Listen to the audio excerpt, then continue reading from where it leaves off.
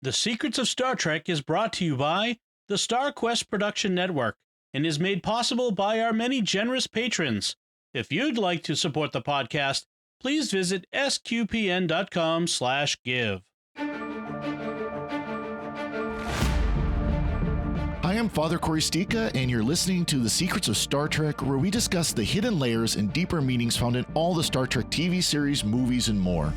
Today, we're discussing the second episode of Star Trek Prodigy, Starstruck. Joining me today on the panel is Jimmy Akin. How's it going, Jimmy? Howdy, Father Cory? Yeah, Don's not here today, unfortunately. Caught me off guard there, and I went into reflex mode. Yeah, not a problem. Well, I'd like to invite you before we start to join the StarQuest fan club by texting StarQuest to 66866. Send StarQuest to 66866. So as we get into this week's episode, Jimmy, would you like to give us a recap? In this Getting to Know You episode, the ragtag crew of the Protostar gets to know Holo-Janeway and the ship that they've taken. Janeway reveals that she's a training hologram whose job is to run the ship's lower functions and to give advice to the crew of Starfleet officers about the Protostar as they pilot it back to Federation space. However, the kids clearly aren't Starfleet officers, so they pretend to be cadets instead. Dal, who has assumed the role of captain and is acting very superior, thinks that the Federation sounds much too good to be true, so he insists on taking the ship wherever he wants and has a course set for an unknown red orb on the navigation system that Janeway unsuccessfully tries to warn them about. Dal also has Gwyn thrown in the brig, and she is completely unrepentant and is anxiously awaiting her father to come and recapture them all. However, Rock's vulnerability and kindness start to melt Gwyn's heart.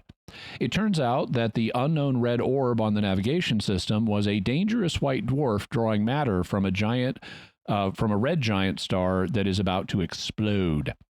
The ship is trapped in the local gravity well, leading to a dangerous situation in which the kids make multiple mistakes that only lead to the situation growing worse. But before they all die, Dal finally swallows his pride and asks Hologram Janeway for help. She advises them to stop resisting the gravity well that they're in and to do what is essentially a gravitational slingshot around the stars to escape them. We thus have the beginning of a bonding experience between Janeway and the kids. Meanwhile, back at the prison mining asteroid, Gwyn's father Solemn and his robot assistant Dreadnought leave in a really massive ship, apparently called the Rev 12, in pursuit of his daughter and the Protostar. Dum dum dum. The end. Exactly. You know, one thing that was kind of interesting to see in this hologram in the beginning is we actually had Federation optimism again. You know, it wasn't the pessimistic Federation we had from Picard and from Discovery, but it's actually, optimistic and, wants to, bring all people together. It was kind of nice to see that. Mm-hmm. We also had that from Lower Decks, but yeah, it is a much more optimistic take on the Federation. And I can kind of understand, I mean, they let Dal, even though we know that the Federation, at least the producers want us to believe the Federation is really great, although there's actually an argument that it's a galactic fascist dictatorship. Mm-hmm. They let Dal express some legitimate cynicism of, look, the people who claim that everything's great mean it's great for them. And they want you to think that they're good, but that doesn't mean they are. And really, there's a self-serving streak in human nature where people want to spin things spin things in their own favor. So we shouldn't take these Federation promises at face value. Exactly. Now, this whole opening scene obviously is to be an introduction to people that probably aren't familiar with the Star Trek universe of what the Federation is, what the Federation is supposedly about, and all that. But it was still kind of an interesting scene. Janeway's one of the most decorated captains in Federation history, probably because she brought Voyager back from the Delta Quadrant. By the way, Father, before I forget, I wanted to mention one of your predictions for the series was fulfilled this episode. Oh, yeah. Last time you predicted that the end credits we saw would become the opening credits in the future, and they did. Yeah, that's kind of what I figured, because the first episode, actually first two episodes, it was a 2-part episode.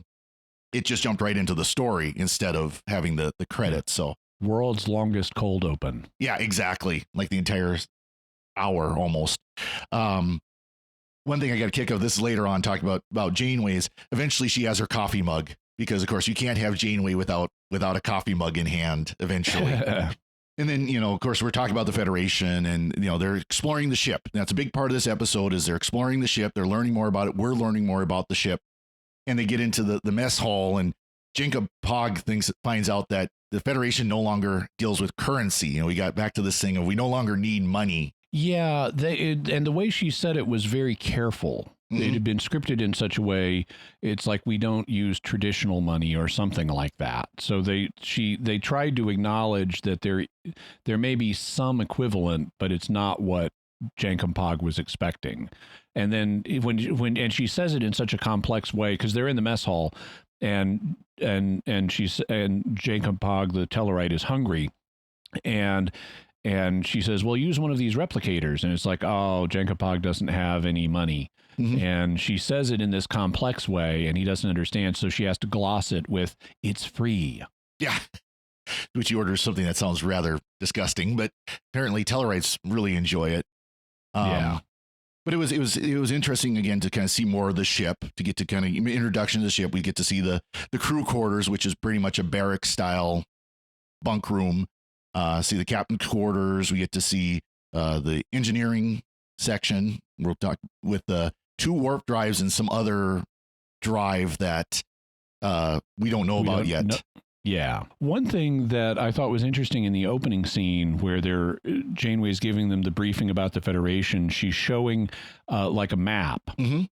Of it, and so it's one of these volumetric display maps that fills space, and it's got lots of little white orbs that may represent stars or planets, and Murph, the giant Dayglow space slug, gulps down one of the little hollow worlds, which I thought was funny. Also, they do something in this that I don't really quite like. So if you go back to some of the off-screen Star Trek, tie-in media, there have been, in the last couple of decades, there have been like maps of the Federation, which they never end up using on screen, or very rarely. But one of the things that emerged from one of these map sets was the idea that the dividing line between the Alpha and the Beta quadrant runs through Earth's solar system. So Earth is the dividing line between these 2 quadrants. And it's kind of like the, Greenwich Mean Time galactically is Earth. This is where the big dividing line is. And that makes absolutely no sense to have the quadrants divided that way, because that means for 6 months of the year, Earth is in the Alpha quadrant, and for 6 months of the year, Earth is in the Beta quadrant. And that is stupid. The way to do it would be to have Earth if you're going to use Earth as the central dividing line, Earth should be not between 2 quadrants, but if Earth is the central point, it should be the center of the Alpha quadrant. And that would make a lot more sense on your maps. But apparently they don't have people who think that way designing their maps. And this time we get what looked like, I didn't freeze frame it, but it looked like they gave us a brief glimpse of the Alpha Beta quadrant dividing line with Earth as the center, or with Earth as the division, which is stupid. And Janeway, hologram Janeway, is explaining that the Federation is in the Alpha and Beta quadrants. Mm-hmm. And it's like, oh, come on, please. I mean, I know that there are parts of the Federation in both of those, but Earth should not be the dividing line. If Earth is the central point, it should be the center of the prime quadrant or the Alpha quadrant. Right. Yeah, that's one thing. Of course, as you say on screen, they've really never been that clear, and it's taking something like a land map, which is pretty static, in putting it on the universe, on the galaxy, which is moving. The things change within the galaxy much more than they do on land map. So to give you an Earth-based comparison of how stupid this would be, it would be like taking the Greenwich dividing line, which is the center of the time zones, and instead making Greenwich, England, the international date line. So if you're on one side of Greenwich, it's Friday, and if you're on the other side of you walk a few feet to the east, and suddenly it's Saturday in the middle of your most important city. You know, because this is like around London. And that just makes no sense to divide a country that way. And in the same way, it makes no sense to divide your capital solar system, Earth, Sol, between two quadrants. Right. I mean, obviously, it's all the quadrant system is relative off the Federation, anyways. But yeah, but which is why it should be designed to suit Federation interests. Just like we don't put the international date line in the middle of a major world capital. We put it out in the ocean in the middle of nowhere and snake it around different countries. Yep. Yeah, that's why the Greenwich Mean Time works so well, because the opposite side of the Earth is water from it. So, so after we have these introductions, like I said, we get to see a lot of the protostar, including we find out why Voyager can suddenly have unlimited shuttles, because they've got a vehicle replicator that apparently Voyager had. Yes, and their vehicle replicator apparently has no safety protocols built into it, because because Gwyn and Rock are having a fight inside the vehicle replicator as it's replicating, and it doesn't just shut itself down to avoid hurting them. Yeah, it doesn't. It just keeps building and building, even to the point where Rock has to break out of this building shuttle just to get back at Gwyn, who figures out how to turn off the gravity plating eventually. Yeah, and in the upside down, so in the zero G sequence that we then have, we get some nice camera work. I mean, so-called, since there's not really a camera in this. But like we get an upside down point of view shot in the zero gravity scene, which was nice. I liked that. Also, I like the fact that they then do a gravity slingshot, because normally it's very hand wavy in science fiction when they say, we've been straining with all our might to get out of this situation and it's not working. Maybe we should just give up. And that magically becomes the solution. And it almost never makes sense. I mean, they try to cobble together some explanation for why stopping to resist will help you. But here it actually works. In fact, we should go faster. We want to use this gravity well to slingshot around these stars and get out. That actually makes sense for once. Well, it's interesting. I was thinking about, okay, so in TOS and in the movie Star Trek 4, they use the slingshot to go back in time, and they kind of hint at it without saying it, because Janeway says if you activate the warp, go to warp inside of the gravity well, is going to have interesting effects. Yeah, I tried to write down her words exactly there. This is a bit earlier where they're considering that, because their first thought when they're stuck in the gravity well is, let's warp out of here. And she says, if you activate the warp core inside a gravity well, it may result in dangerous and unpredictable effects. And that also is a nicely crafted sentence to explain why some of the time they don't use their warp cores in a gravity well, and some of the time when they do, it causes problems, and other times it causes no problems at all. Yeah, exactly. So it coheres with the series' inconsistency about whether or not you should go to warp in a gravity well. Yeah, so that's you can tell they were thinking about stuff like that. Like, okay, so if people are going to explore this later, of course, with Star Trek, fans, those of us who've watched quite a bit of it, are going to say, well, wait a second here. If they do it this way, it's going to do this, they do that. And then it does sidestep the whole issue of, using the slingshot effect to do time travel by just saying, oh, no, they're just doing it at impulse. They're not doing it at warp, so it's not going to cause that problem. Yeah. Incidentally, there are science fiction series that take this concept and make it much more rigorous. In Larry Niven's Known Space series, they have hyperdrive, which technically it flips you up out of three-dimensional Einsteinian flat space into higher space where you travel at a different speed. But if you activate hyperdrive inside of a gravity well, you are permanently flipped out of the universe entirely, and no one knows what happens to you, but you never come back.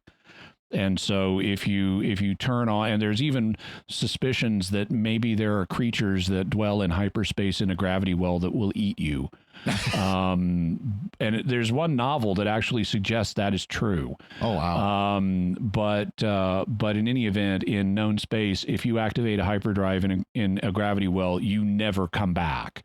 And so in terms of Earth, you have to get using slower than light.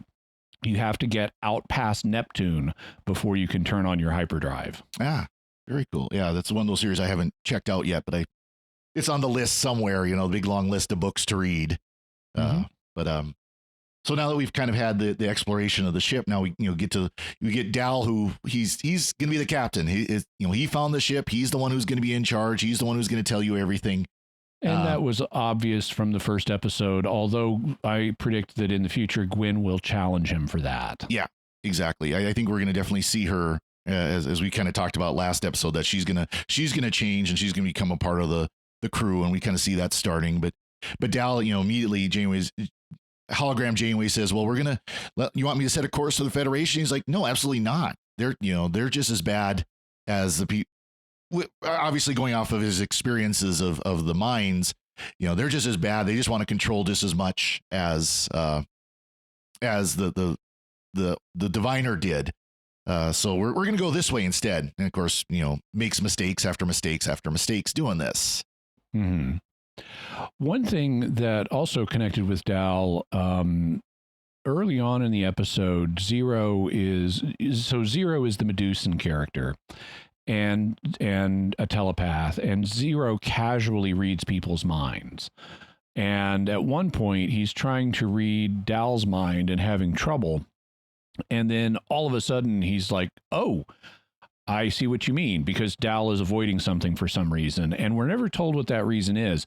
So Zero apparently detected a secret in Dal's mind. So obviously in the future, we're going to have an episode where we learn what that secret that Zero discovered is. Right. And we don't know what species Dal is. We know, like I said, we talked about last episode, he speaks Federation Standard. That's his native language. So he probably is somebody who's from the Federation, remembers the Federation, but maybe has a distorted view of it. I don't know. Yeah. But also, Zero has an interesting psychology. There's when they first get into the gravity well around the white dwarf and the red giant that's about to blow up, Zero says, "A dying star. What a rare, exciting way to meet our doom." Yeah. That was a great line. But Dal is part of his, once he's convinced Janeway that he's the really one in charge, he has asked, so does the ship have a brig? And has Gwyn thrown in there, which later leads to an interaction with Rock Talk about why they were on the mining colony. Gwyn thought that they were all prisoners, that they were all criminals. And she suddenly gets her first lie that's been told to her by Solemn revealed. That Solemn had told her that they were all prisoners, that they were all there because they committed crimes, and all of a sudden, no, they're not really. They're actually there. They were actually there as the unwanted. They were cast off, and that you can see that starting to change her mind. So again, it'll be pretty quick here. I think that'll change. And that's one of the things I think is really good in the performance of the voice actress who does Rock Talk, because she can put on this little girl voice that is very vulnerable. And that softened, despite the Thing-like appearance, Ben Grimm Thing from the Fantastic Four, despite the hulking Thing-like appearance that Rock Talk has, she can come across as a very vulnerable little girl. And that is played very nicely in a few scenes. Yeah, very nicely. But then she can also become very aggressive, and she can be a tantrum little girl. Yeah. Because the scene in the shuttle bay there is, you would not want to mess with her. You can tell that she could hurt you pretty quick if she got a hold of you. One thing we find out about Gwyn is that she is impervious to telepathy. Zero cannot read her mind, and that it's possibly a part of her genetic inheritance. She inherited that from Solemn, part of her species, perhaps. Yeah. Oh, there's a neat line that just came to mind in this where, so we saw at the end of last episode that Solemn, who was initially introduced to us swimming in a tank, it was another one of these Star Wars images, like where you have this clone villain guy swimming in a tube. And we saw him get out of that tube. And he was in a weakened state, but he was still out of the tube. But they don't know that. The kids don't know that. And so when Gwen threatens Dahl with "my dad is going to come for us," and he's like, "A guy in a tube? What's he going to do? Swim at me?" Mm-hmm. And that was a nice line. But now we see him in this episode getting into battle armor of some kind. So he's got an Iron Man-like exoskeleton to carry him around despite his weakened physical condition. Also, there was a moment, again, with interesting quote-unquote camera work, because since this is computer generated, there's no actual camera. But there's an interesting bit of camera work in this episode where we meet Solemn. We get this shot of the lower half of his face in profile. So it's like we see his chin and his mouth looking off to one direction of the screen. And it's like he just so needs to violently eat a chicken at this moment. Yeah, it's pretty interesting effects. After the Protostar left Lars Tamora, we find out that there's riots, that people they rioted because their little control bracelets had been disabled by Zero. He had blown up the controller for those, so that there were riots, and control was reestablished with minimum losses. Mm-hmm. So I wonder what that would look like. But of course, Diviner Solemn didn't think that was such a good thing. Minimum losses, you lost my ship, the Protostar that he saw as his ship. But it turns out the tower he lived in was actually a ship. Yeah, and he says, "Make ready the Rev 12." And I'm sure they'll give us, or I'm not sure actually, they may not, because this is for kids, but they may eventually give us an explanation of what Rev 12 stands for. One of the things that occurred to me after I watched this episode is it could be an allusion to Revelation 12, where we see the great dragon that represents Satan. We see the great dragon, the great red dragon in heaven that wages a war in heaven and sweeps down a third of the stars with its tail. And so that, I wonder if they're on some level playing on that, because when the Rev 12 launches, it is this massive ship that doesn't look like other ships in Star Trek, but it's this massive ship and it has this red lighting effect, and we're about to have a battle in heaven with it, with stars and stuff. Yeah, that is kind of interesting. That would be kind of an interesting choice on their part. It would be kind of surprising, actually, that they'd go that deep into the scriptures, but you never know. Yeah, I'm sure they wouldn't make it explicit ever on Star Trek, but it might be just something the writers are doing. Yeah, it'll be interesting to see if they fill that out. One thing that I did not like, so they have, after they get the kids into the gravity well of the stars, the kids proceed to make mistakes. And that's fine. Showing them making mistakes and learning from them is part of what this series is going to do. But Dal gives an order, because they're trying to lighten the ship so that the engines will be strong enough to pull it out of the gravity well. And Dal gives the order to jettison everything that's not bolted down. Mm-hmm. And when that order is executed, they jettison all their escape pods. Yeah. And that's just stupid. It's also, they're jettisoning all of their supplies. And I wonder if there will be consequences to that, like there would be in the real world. Maybe not. They may just replicate everything they need. But having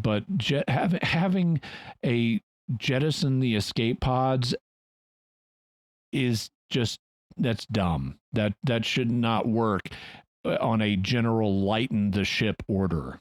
And I'm sure they'll either hand wave that away, and the vehicle replicator will create new ones again, or who knows. There's plenty.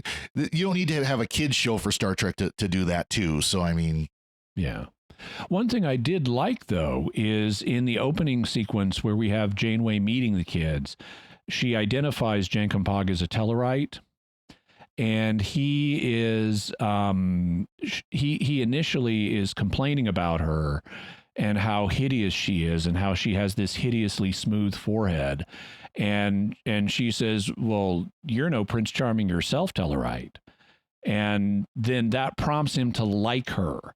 And so it was nice to see that Janeway, hologram Janeway, understands Tellarite psychology and can play their cultural game successfully. That was nice. Well, it was interesting because they, in the hologram, they show the 4 founding races, of course, the Tellarites being one of them, of the Federation, and he has no memory of it. He has no memory of the Federation. So it's clear that he, again, he was one of those who probably came as a child and doesn't remember being part of the Federation in one way or the other. Yeah. Now, so something that occurs to me in thinking about what we learned in this episode, it seems to me that we have a reasonable basis of conjecture for what the protostar is doing here, and what happened to the crew, because it's meant to have a crew and a crew of adult officers. So we know that. My guess would be that after the Voyager mission, which resulted in Janeway being highly decorated, it was decided that this would make a controlled version of that would make a good training procedure for Starfleet crews. And so they designed the protostar to go at least some way into the Delta Quadrant, and it's got a fancy drive to help it get back more quickly.